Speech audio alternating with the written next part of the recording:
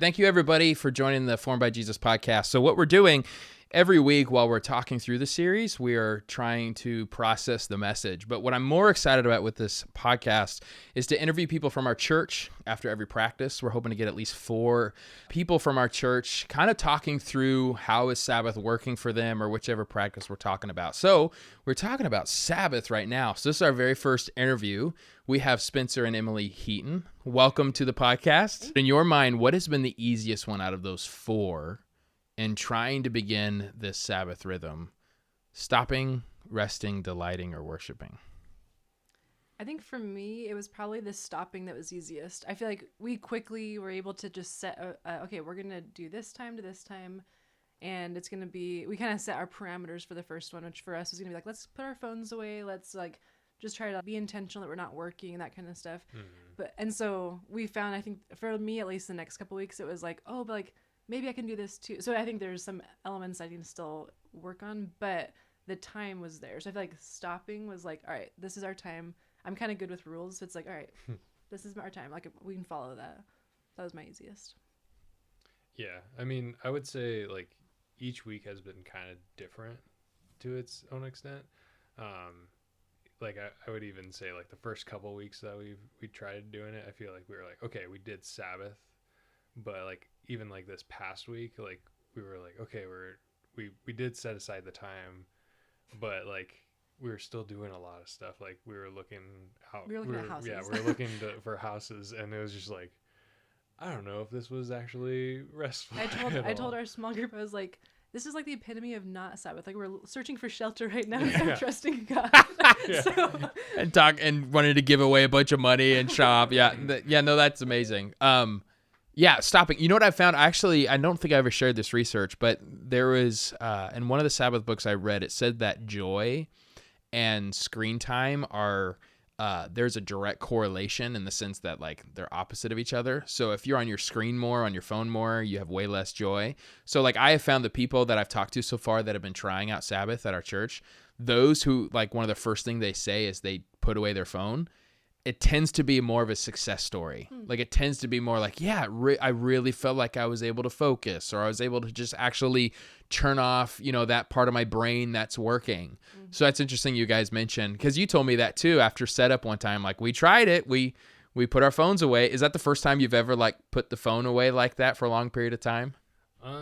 This is actually something that we kind of compared it to as like camping almost, because like during camping it's like phone's basically there's worthless, no service, and so it's just like it's literally kind of like a prolonged Sabbath depending on how long you camp, I guess. But it's just being out there, and like in those moments we're able to like look at the fire for like hours and be like entertained by the fire almost. but yeah, I feel like with the constant going to the phone, trying to like escape the boredom essentially is something that I'm still trying to figure that out, even because like we've done put the phones away. So you don't have it on your person at all? Like, is it in another place, or is it like silence? Like, what's kind of been helpful for you guys? I've basically turned off all notifications, and like my phone doesn't even vibrate anymore. On a normal So like if my phone goes off, like it freaks me out because there's sometimes where I'll have it on like vibrate and I'm like, oh no. So like the only way that I'm stay notified is because I'm constantly checking my phone. So what we've done is I've just put it in my office, and it's just like charging there. And if we've needed it for like whenever we like, okay, directions to church, or exactly. So I do have it when we go out, but I'm trying to be intentional of like, I'm not going to go on Twitter or YouTube or like any social media platform where I'm just like, I'm using it to just kill the boredom, rather than trying to like, okay, if I'm using it as a tool, like for directions and stuff, or like, oh yeah, we're going to have some music on, like those things are okay in my mind, at least right now. Yeah. It might change later. I don't know. But like, if I'm just constantly trying to distract myself, then I've noticed that I do that sometimes. So I'm like, okay, let's try to be intentional, especially with Sabbath, to do that. Yeah.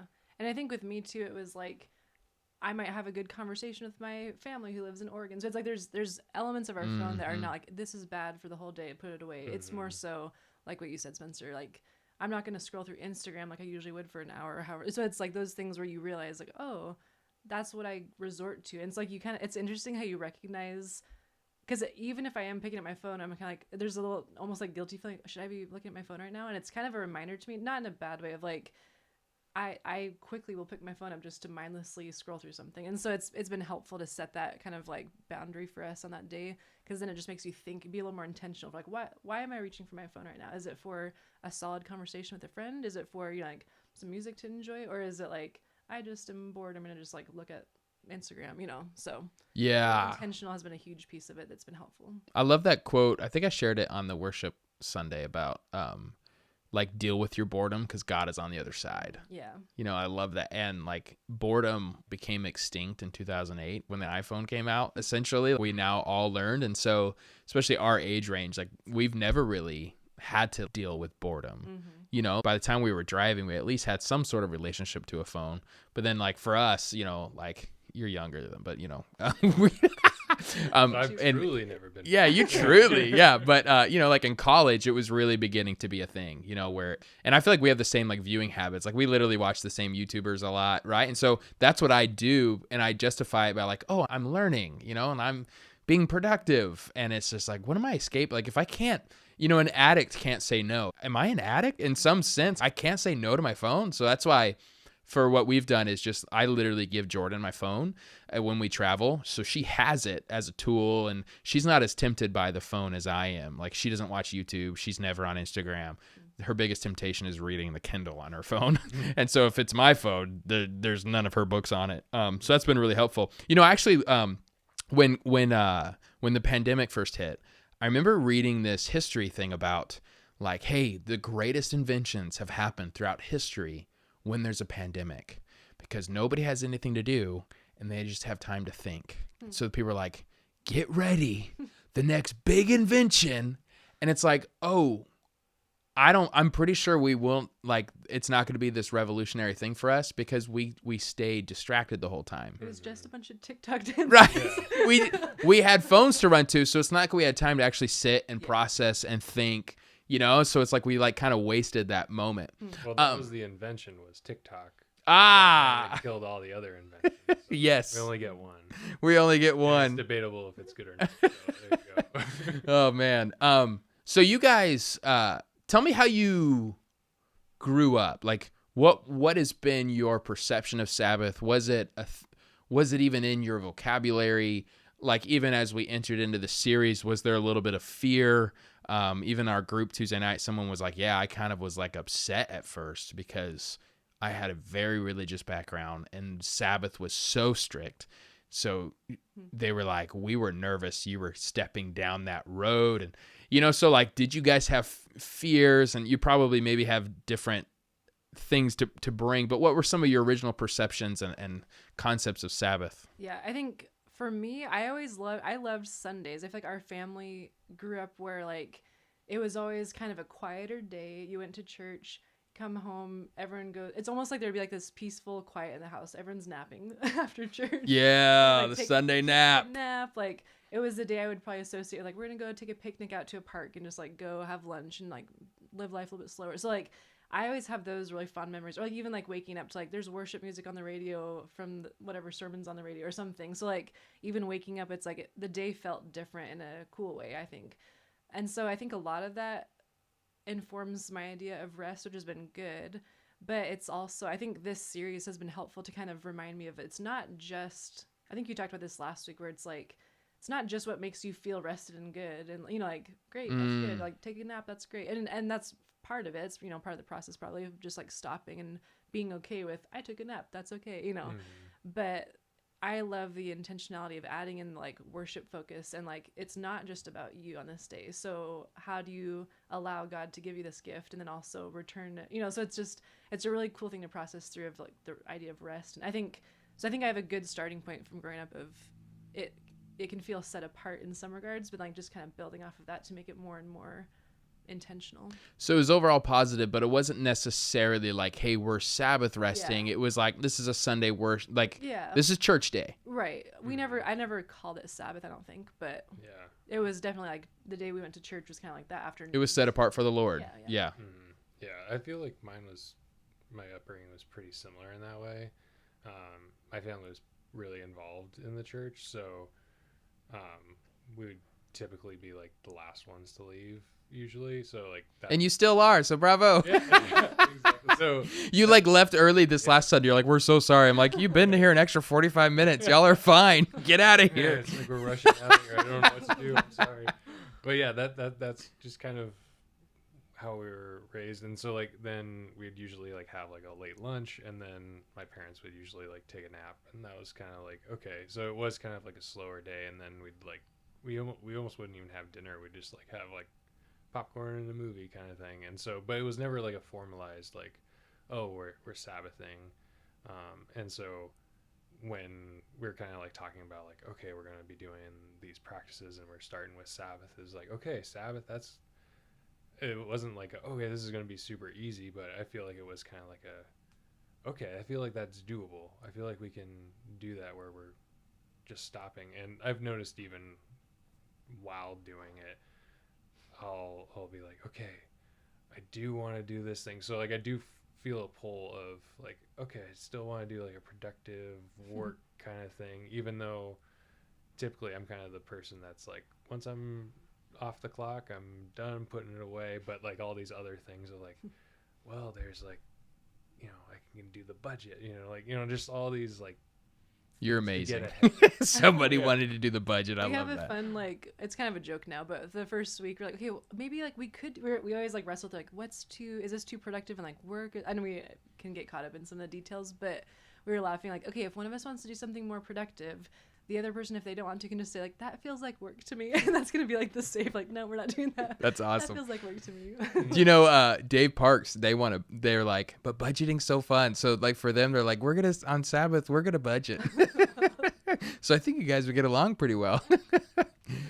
Yeah. No, that's been hard. Like I've felt this fear, when people are like, oh, is it? And it's like, honestly, like you have the Holy Spirit within you. And I think for some people that is being too productive, and others, no, it's fine. Like that's what I love about the new covenant and grace. Yeah. And like just recognizing the point of it is to give this day unto the Lord, to enjoy him, to delight in him, to not engage in the system of Pharaoh, where specifically causing oppression to our neighbor, or so like, and that just looks different in different stages of life. And how has that been? So like, it wasn't too long ago that I was in your stage of life, but I almost have an 8-year-old. She turns 8 in less than a week, so it's been over 8 years. How is it thinking about a Sabbath routine without children? And I don't mean to impose that you were supposed to have kids or whatever, but like in your stage of life, you just don't have kids. So for those who have that, is that been? Yeah, I don't even know. How does that feel? What is some good advice? I think so. Our together group is all on the same stage where none of us have children, and we've talked about how. Granted, you can probably make a case for every, like you mentioned this on Sunday, like every stage of life, you might make a case for like, this is hard, and there's like a reason why I can't do this. It's easy to make excuses for things. But I do feel like there is a unique stage of life where, there's just added dynamics when you have kids. And so now that we have the opportunity to set a precedent for how we do our life. And even I think about like with talking about growing up, like, it wasn't like we sat down and had to like, all of a sudden we're doing Sabbath now. Mm-hmm. And even if it was, like, that could be done well, but like, it was just a lifestyle. And so I think part of what feels natural and like I'm excited for Sabbath is because that was a part of my family's lifestyle to some extent. And so if we now can set this precedent, like, this is how we operate, it's just gonna be a natural part of our family's lifestyle as well. So I think it's just kind of cool. I've thought about how it can be really helpful to set that to where it's just normal. And if we have time to practice that before kids, then like, cool. I think it's just like a step forward maybe for that rhythm. Yeah, I would imagine it's probably easier to like set these practices before having kids, just because we only have to worry about ourselves and like, yeah, I don't know. I feel like it would be easier, and it probably is, but I feel like it still does kind of have like some challenges because things do still pop up here and there where you're like, oh, this is happening. Oh, this is going to happen. You know, so. Do you feel like you're in a season where you have to like take advantage of the freedom? You know, like take advantage of getting ahead, being really productive so that when the children come now, you're able to kind of like settle in because you've, you know, is that there? I don't, because literally we had kids so fast. So it's like I can't remember that part, but I don't know if someone can identify. That's definitely, for me at least, it's kind of funny that we're talking about this because I think you mentioned before, Spencer, we're looking for a house right now. And so I always struggle with the line of like, okay, we got to plan and be responsible and like think down the road. So it's like, let's not buy a house with all of my salary in mind because I might not be working. So it's like, there's so many dynamics of like, while we're like, now I'm just going to hustle for the next couple of years, you know, before we have kids. So there is definitely that mindset. And I was actually thinking too about how, what an interesting season for me to incorporate this in a very busy season of my life, even like beyond like family dynamics down the road. It's like, okay, we have lots going on. We have lots of commitments and things. And I think God has used this as like, but remember, like in your most busy season right now, also like you need to, this is always a practice you should be doing. So I've been encouraged by that. And like, it can be easy to say, okay, once we get our house and once we do this, then we'll start incorporating stuff. There's always going to be like, once this, and I've noticed that with several things in life. Like it's easy to put off following Jesus's calling because of once this happens, then, or let my father die. And he let the dead bury their own dead. And it can feel right. And like, yeah, of course we'll wait until we do this. Like, you know, but. Yeah. And I feel like, it's a mixture of like, okay, wanting to prep for like, okay, because we do want to have a family in the future. So like we want to prep for that, but also like we're in this season where we just get to, you know, enjoy being married. And I don't want to miss that season either. Because I've thought recently like, oh, like a couple years ago, there's, you know, this season that I was in and I really enjoyed that season, and having that realization of like, I'm never going to be in that season ever again. I wish I had appreciated it a little bit more. And then I'm like, wait, I'm in this season. I should try to appreciate this a little bit more. And I feel like Sabbath is actually kind of a good thing to kind of bring into that, because if it's like every 6 days or 7 days, you know, math, but every 7 days I can just like stop and like, oh, really appreciate, you know, God is giving me this season. Let me enjoy it. And then like still not just like sit around and do nothing, but not be stressing. It gives, I think it will be like a really good rhythm of just being able to like stop and enjoy the season. This is like, these are all the blessings that God has given me, and I may never be in it again, but I'm going to enjoy it while I'm in it. That's my theory. So this is my guilty pleasure, and it's listening to Pod Meets World. So it is a podcast about Boy Meets World. Boy Meets World, for some reason, is my favorite show of all time, and I know it makes no sense, but here I stand. So I was actually listening to it today while we were cleaning our house, getting ready for you guys to come over. Okay, so and a lady had said, she was talking about the actors, and was like, we kept telling you guys, you're gonna miss this, like. See, the shows like this don't happen very often, and they even admitted, they're like, we've never had a show like it since, but they were kids, so they didn't know how great it was. But then she said a line, she's like, that's all of life, you never realize how great of a season you're in until it's over.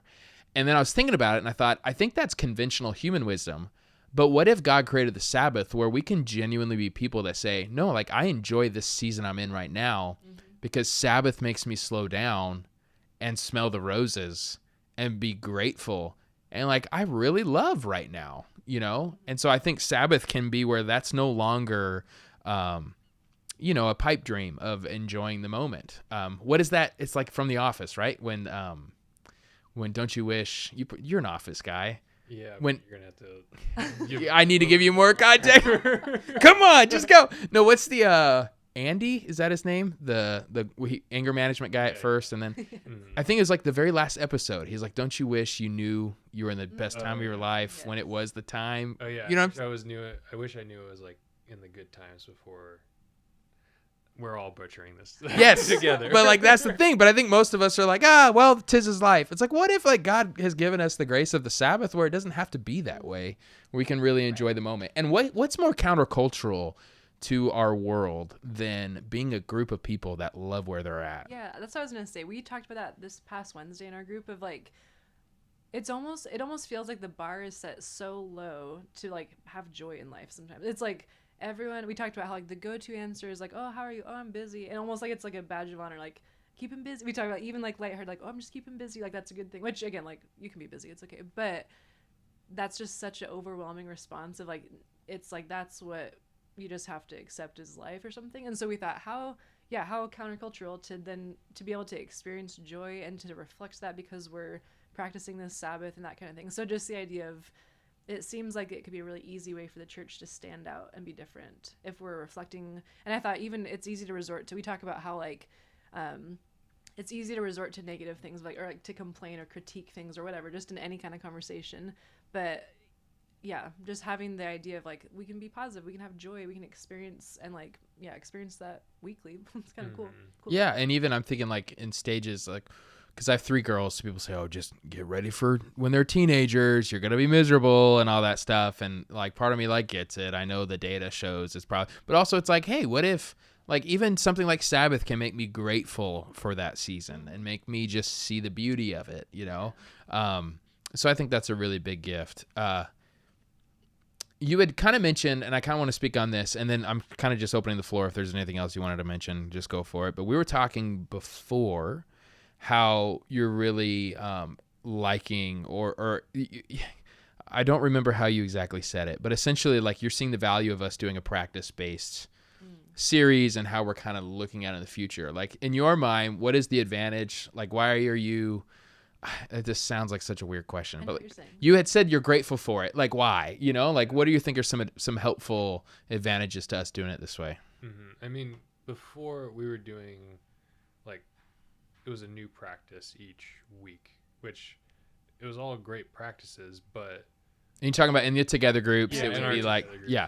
And so I guess also if you think about it, like a practice is something that you do not just once, but you continue doing it. And so this is the first time that we've done, okay, we're doing Sabbath this week. Now we're doing Sabbath again. Now we're doing, so we're actually practicing it, and having that singular focus, I think, has helped it stick a little bit more, because I feel like this is one of the first practices that we've like really taken seriously, and I feel like we've done some of the other practices, but then it'd be like, okay, we did it, and then I can't even tell you which of those practices we did. It was not hard. that they were bad. Yeah, it's hard. Know. It's hard when you like you compare, you like, I don't know, relate it to that week or something. It's like, okay, this is what we're doing this Sunday. And then even though it's not anyone's intent, like you should keep doing that. But like there was such a good like buffet of practices. It was like, okay, there's so many options. Like we'll just get to it next. It was almost like easy to kind of just switch gears and forget the previous one. But with Sabbath, it's been the first. And again, like it's cool to think like eventually all those things we've kind of neglected will probably work their way into like what we're doing now. But Sabbath has been a really cool foundation for, like you said, the repetition of it. And then I just see like those other practices building upon, which I know is part of the intention of like, it's not like we talked about this in our group as well. Like, it's not like after week 4, like, all right, that was fun. Like no more Sabbath. Now we're going to do fasting or you know, whatever. So we're going to build upon these things. And then that's where I'm just excited to see like, okay, like as we actually start to build, not just like 1 week practice, next 1 week, you know, as we start to build these things, how are we going to, like, I actually want to be different. I don't want to just like, that was cool practice, like let's forget that and move on to next week. I'm excited to actually like see results, to see like, okay, I was even saying this to you, like let's look 6 months from now and we look back and see, whoa, like remember when we were just doing Sabbath, and now like how much joy, how many, like, what can we see that God has done? And I think doing that in a group setting, we can kind of remind each other of, yeah, like remember when you had a hard time like putting away your phone or whatever, like those things to look back on. I'm just really excited for the momentum that we can have with building practices, but like you said, 4 weeks at a time gives you a lot more practice. Yeah, that's a beautiful vision. And we're actually hoping that it's like 12 weeks at a time, right? So we just finished the 4. And so this next Sunday, we're starting a new series on the book of John, looking at how Jesus and his I am statements, but we're also going to be looking like, okay, how can we remind and talk about Sabbath still in our together groups? And we're hoping to share some stories like this conversation and bringing people up. So for the next 3, we're hoping to do 3 months at a time. Here's the practice. okay, let's share success stories, failure stories. Let's remind our groups, and then we stack them up. And like you said, so the next one's scripture. We're still going to find ways to be like, oh, and as I Sabbath, the scripture thing, and so yeah, I really appreciate like that perspective you gave. I was like, oh, that's so true. That's really helpful. It's something that a paradigm that I think we're trying to hit at. So I think Dallas Willard, I think I made my own version of it, but it's essentially this. Trying to behave like Jesus leads to death, but training to become like Jesus leads to life. And so this whole trying, it's almost like the buffet of practices. Like, let's hurry up and just, I got one, done. All right, did I succeed or not? Oh, hopefully I'm more like Jesus. What's the next one? And that was kind of inherently, just by the way we designed it, our practices were just based off the scripture we were, reading that week. And so there is a point of that where every time you read your Bible, there should be like, today I'm going to put that into action. But there is something too about a holistic vision. And so like, to me, trying is just trying one time, and then just moving on. But training is like, okay, let's put a regimen together. If I want to run a marathon, if I've never run before, I'm not going to run a marathon overnight. I'm going to get up off the couch tomorrow and run 1 mile. And I'm not going to care how fast or slow it was.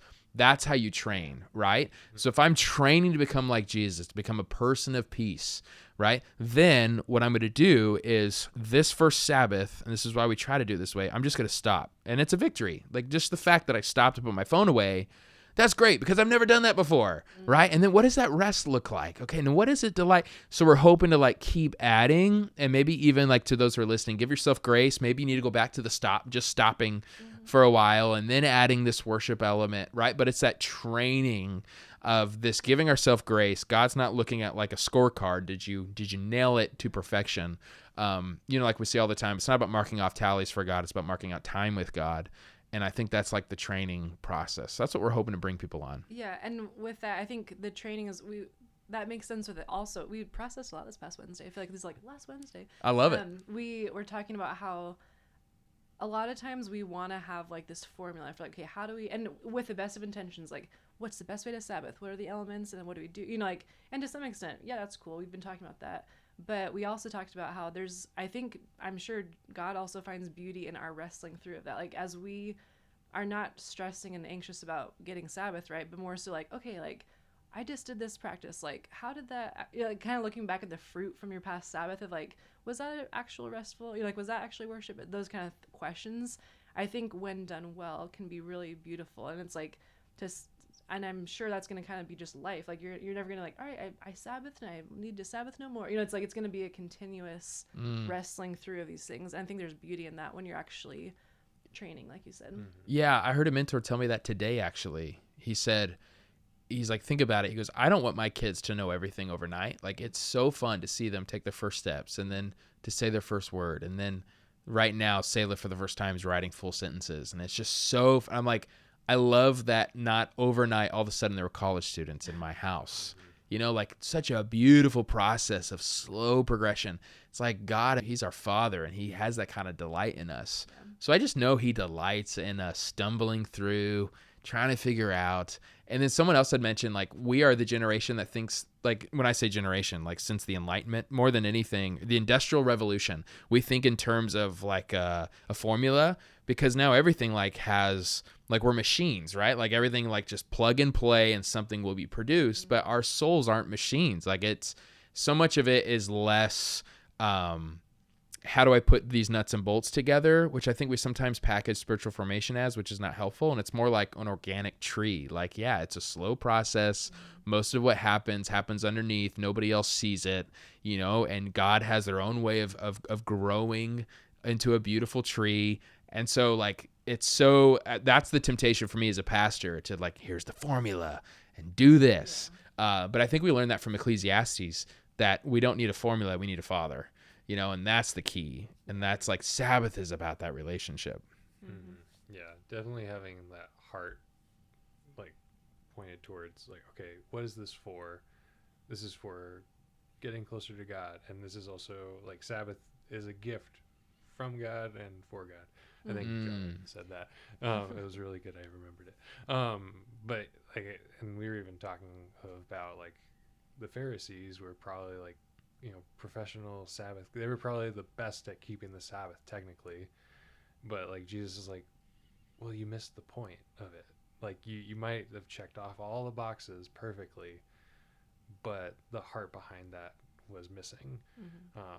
And so I think kind of having that right heart posture towards Sabbath is extremely important. If you kind of start to miss that, then it can just become that legalistic thing of like, okay, we're doing this and it's just to make myself feel better, or like, oh yeah, I'm definitely doing this for God. But it's like, are you, you know, so like, and that's something that only you can really, Sure.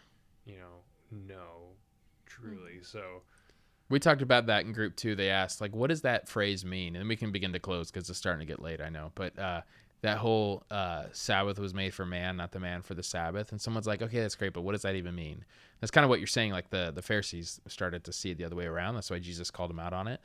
But we had said, well, think of it like for the Pharisees, Sabbath was their master, that they would serve Sabbath, when really Sabbath should have been their servant, where it serves them to serve God, right? It's a tool to access, to worship God and to love your neighbor.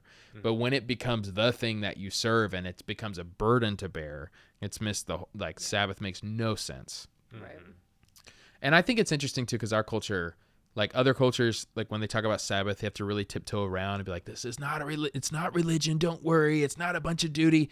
Like for all of us, we're like, yeah, we know that, like most of our people are like, yeah, I was not thinking that, so like in our context, like most of our people are like, I've never even heard of Sabbath. So it's kind of cool that it's kind of like a clean slate, like, hey, it's a beautiful thing. Trust me. Let's build from there. Is there any last kind of thoughts you had about Sabbath, your own practice and encouragement, anything like that? I think the last thing I was just thinking of from your last conversation was, I think it's really cool how God has given this to us as a gift. Like you said, it's for us. It's serving a purpose.